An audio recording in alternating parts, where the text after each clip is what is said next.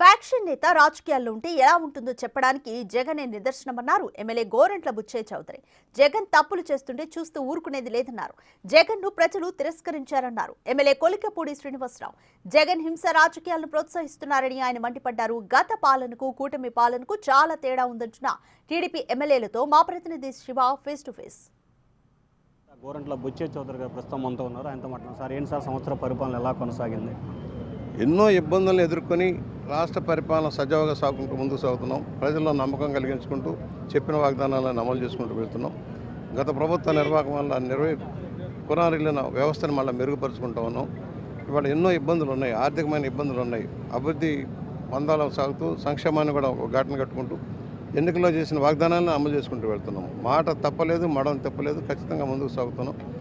ఇవాళ పరిశ్రమవేత్తల్లో పెట్టుబడుల నమ్మకం కుదిరింది. మంచి రాజధాని ఏర్పాటు అవుతుంది, మంచి పరిపాలన ఉంది, శాంతి భద్రతలు కాపాడుతారన్న నమ్మకంలో వాళ్ళు వస్తున్నారు. దాన్ని విఘాతం కలిగించడం కోసం జగన్మోహన్ రెడ్డి చేసిన కపట నాటకాలను అడ్డుకుంటూనే మనం ముందుకు సాగుతున్నాం. ఒక సంవత్సరం పెద్ద తక్కువే, కానీ 10 లక్షల కోట్ల అప్పుల భారం నెత్తిన ఉంది. 1వ తారీఖు జీతాలు ఇచ్చే పరిస్థితి, 1వ తారీఖు పెన్షన్లు ఇచ్చే పరిస్థితి, చెప్పినవన్నీ అమలు చేసుకుంటూ ముందుకు సాగుతున్నాం. ప్రగతి బంధాల రాష్ట్ర ప్రభుత్వం ముందు సాగుతుంది.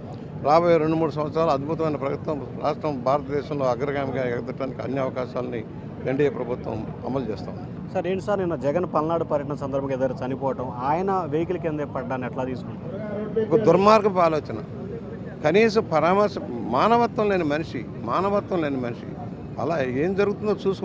ఆయన ఉన్న వెహికల్ కింద ఫ్రంట్ టైర్ కింద పడితే కనీసం తీసి ఆసుపత్రికి పంపిద్దామని ఇంగిత జ్ఞానం లేదు, పరామర్శ చేయాలని ఇంగిత జ్ఞానం లేకుండా చేశాడంటే ఎలాంటి రాక్షస మనం. ఎందుకంటే అసలే ఫ్రాక్షన్ లీడరు, దానిలో ఆవేశం, పదవి పోయిందన్న దురుద్దేశంతో ఈ తప్పుడు విధానాలు వెళ్తున్నాడు. రాష్ట్రంలో శాంతి భద్రతలను చెప్పడం కోసం ప్రయత్నం, అరాచక విధానానికి చెక్ పెడతాం గ్యారంటీ.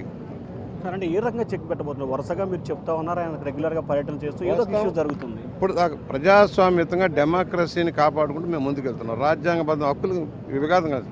ఎప్పుడైతే శాంతి భద్రతలు విఘాతం కలిగించి రాష్ట్రానికి నష్టం కలిగించి పెట్టుబడులు రాకుండా చేయాలని, పరిశ్రమలు రాకుండా చేస్తున్నాడు, దాన్ని ఎలా చెక్ పెట్టాలో చేస్తాం. చట్టం తన పని తను చేసుకుపోతుంది. సో ఇది మొత్తం మీద చూసుకుంటే ఇంకా